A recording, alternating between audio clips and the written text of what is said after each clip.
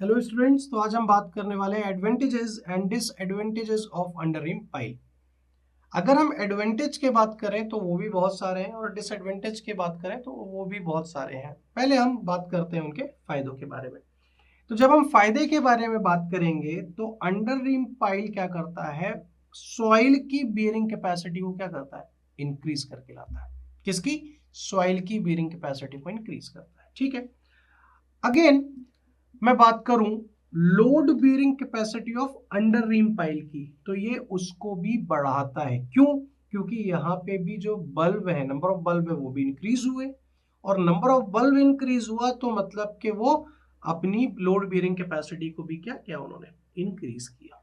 ठीक है भाई। वैसे भी मान के चलिए ये ऐसा है, ठीक है, ऐसा है, तो इससे तो आपकी इंक्रीज हो ही रही है स्ट्रेंथ।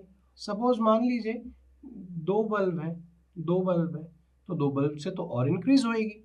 ठीक है, तो पहले तो वो सॉइल की बीयरिंग कैपेसिटी को तो इंक्रीज कर ही रहे हैं, साथ ही साथ वो अंडर रिम पाइल की लोड बीयरिंग कैपेसिटी को भी इंक्रीज कर रहे हैं, क्योंकि उसके अंदर नंबर ऑफ बल्ब भी इंक्रीज हो रहे हैं। ठीक है, साथ ही साथ ये क्या करता है, मॉइस्ट सॉइल को भी एक सफिशिएंट लोड बियर करने के लिए, सफिशिएंट लोड बियर करने के लिए भी ये क्या करता है, ये इसको एक तरीके से एक्स्ट्रा स्ट्रेंथ प्रोवाइड करता है। मतलब कि जो भी सुपर स्ट्रक्चर का लोड है ना, जो भी सुपर स्ट्रक्चर का लोड है, ये अंडर रिम पाइल उसको क्या करती है, उसको इतना मजबूत बनाती है कि मॉइस्ट सॉइल के अंदर भी ये सफिशिएंट लोड को बियर कर सके। ठीक है।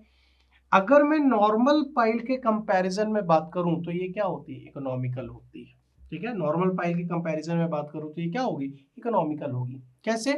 कि अगर मान लीजिए ये हमारी नॉर्मल पाइल हो गई है, जितना इसका डायमीटर है उस इतना ही इसका डायमीटर है। ज्यादा लोड हुआ तो आप अगर मान लीजिए इसको बढ़ाएंगे तो ज्यादा खर्च आएगा, बट यहाँ बल्ब में क्या करना है आपको, यही इतना ही तो करना है बस।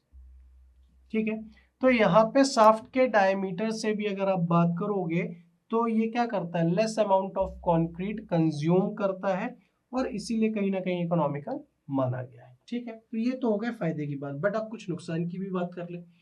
नुकसान की अगर मैं बात करूं तो यहाँ पे जो ये प्रोसेस होता है, ये प्रोसेस बहुत ही ज्यादा एनर्जी को कंज्यूम करता है, टाइम कंज्यूम करता है। ठीक है, और यहाँ पे जब एनर्जी और टाइम ज्यादा कंज्यूम हो रहा है, थोड़ा सा टिपिकल है, तो यहाँ पे आपको हाई एक्सपीरियंस और स्किल्ड ह्यूमन पावर की जरूरत पड़ेगी उसके कंस्ट्रक्शन के लिए, उसके इंस्टॉलेशन के लिए। ठीक है, और जब उनकी जरूरत पड़ेगी तो एक्सपेंसिव जो इक्विपमेंट है उनका भी यूज करना पड़ेगा। आपको भाई डिटेक्ट भी करना है कि कहाँ पे आपको देना है, कहाँ पे नहीं देना, तो बहुत ही एक्सपेंसिव इक्विपमेंट का भी यूज होएगा।